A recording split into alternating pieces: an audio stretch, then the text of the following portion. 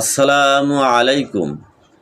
তালাক দেওয়ার পর স্ত্রীকে ফিরিয়ে আনা যায় কিনা, অথবা স্ত্রীকে পুনরায় বিবাহ করা যায় কিনা, অথবা স্ত্রীকে পুনরায় বিবাহ করার হুকুম কি, অর্থাৎ ইসলামে এর কি দিক নির্দেশনা আছে, এই ব্যাপারেই আমাদের আলোচনা ইনশাআল্লাহ।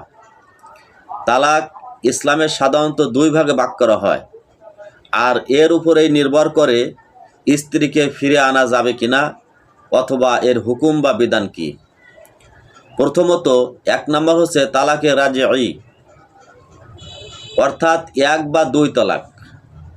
যদি কোনো স্বামী স্ত্রীকে এক তালাক অথবা দুই তালাক দেয়, তাহলে স্ত্রীকে 90 দিন ইদ্যত পালন করতে হবে, অর্থাৎ 3 মাস। 3 মাস সাধারণত 90 দিন ইদ্যত পালন করতে হবে।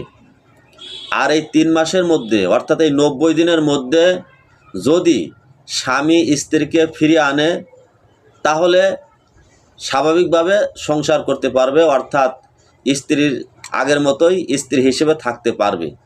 কিন্তু যদি 90 দিন অতিক্রম করে ফেলে, 3 মাস অতিক্রান্ত হয়ে যায়, এর মধ্যে স্বামী যদি স্ত্রীকে ফিরে না আনে, তাহলে কিন্তু স্বাভাবিকভাবে স্বামী আর ফিরে আনতে পারবে না। পুনরায় স্বামীকে আবার বিবাহ করতে হবে যদি আনার ইচ্ছা থাকে, এবং সেই বিবাহে নতুন করে মহর ধার্য করতে হবে, 2 জন সাক্ষী থাকতে হবে, অর্থাৎ নতুন বিবাহের মতো করে আবার বিবাহ করতে হবে। এবার আসি 2 নাম্বার, তালাকে মুগাল্লাজা। স্বামী যদি 3 তালাক দেয় একসঙ্গে অথবা আলাদাভাবে, 1 তালাক 2 তালাক 3 তালাক পর্যন্ত দিয়ে দেয়, তাহলে কিন্তু স্ত্রীকে আর ফিরে আনতে পারবে না, 90 দিন পরেও আর ফিরে আনতে পারবে না। তবে হ্যাঁ, যদি কোনো স্বামী ওই স্ত্রীকে পুনরায় ফিরে আনতে চায়, তাহলে শর্ত হলো ওই স্ত্রীকে অন্য কোনো মানুষের সাথে বিবাহ দিতে হবে এবং তার সাথে সহবাস হতে হবে। এরপরে সে যদি ইচ্ছাকৃতভাবে তালাক দিয়ে দেয় অথবা ছেড়ে দেয়, অথবা ওই লোকটা মারা যায়, তাহলে ওই মহিলা ইদ্যত পালন করবে আবার 3 মাস।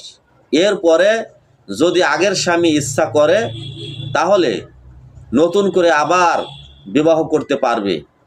কিন্তু আমাদের সমাজে দেখা যায় যে অন্য একজনের সাথে বিবাহ দেওয়া হয়, তার সাথে আগেই কন্ট্যাক্ট করা হয় যে তুমি তার কাছে যাবা না, তুমি তাকে ছেড়ে দিবা। ইসলামে কিন্তু এরকম করলে বিবাহ হবে না, এটা হচ্ছে চালাকি এবং হারাম। সুতরাং তালাক দেওয়ার আগে চিন্তা ভাবনা করে তালাক দিবেন। তালাক দেওয়া ইসলামে নিকৃষ্ট, যদিও জায়েজ আছে, কিন্তু নিকৃষ্ট পন্থা। প্লিজ সাবস্ক্রাইব এবং লাইক করুন।